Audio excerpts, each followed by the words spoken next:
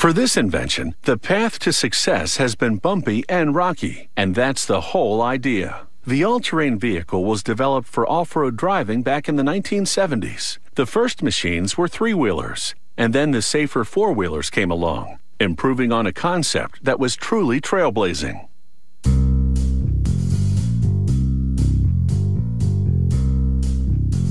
If you're looking for adventure, an all-terrain vehicle will get you out of a rut. All that bouncing around won't hurt a bit because the independent rear suspension takes some of the shock out of that bumpy ride.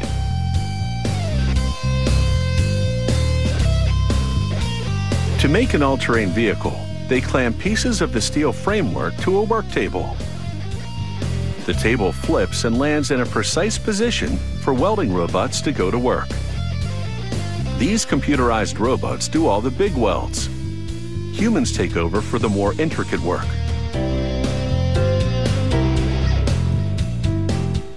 Once the vehicle mainframe is complete, they hang it on an overhead rail, which takes it through a painting station.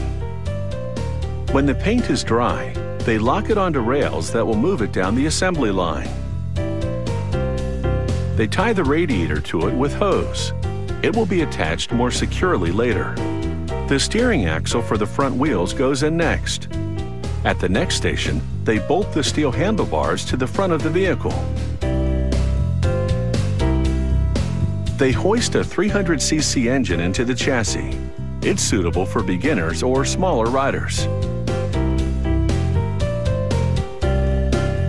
They fit the carburetor into the engine manifold.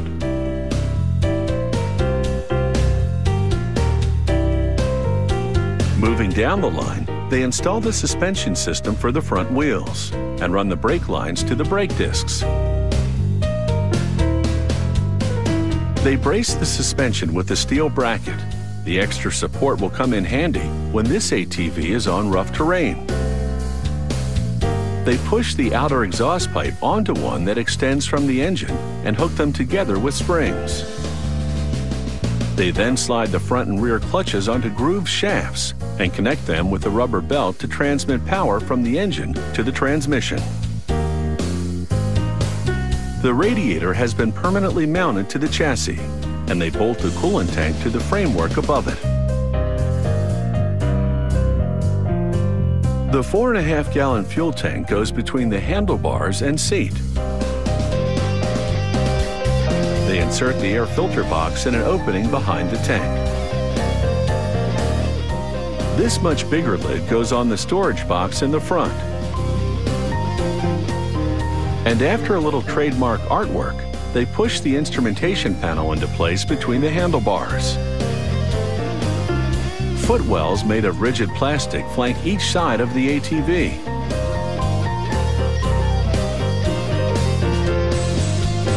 At the next station, they mount the front grille and headlights. They screw a rack onto the back.